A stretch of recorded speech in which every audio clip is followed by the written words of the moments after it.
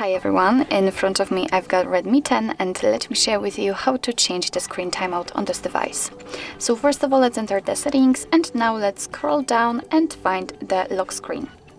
And as you can see, on the very first position we've got the lock screen settings, we've got the sleep option, so simply tap on it and here we can decide after what kind of time we want our device to sleep. So we've got 15 or 30 seconds or 1 to 5 or 10 minutes. What's more, we can set never, so thanks to this option your device will never black out.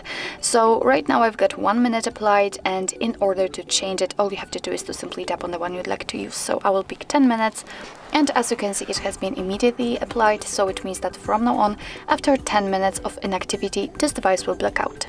So actually this is it. This is how to change the screen timeout in your Redmi 10.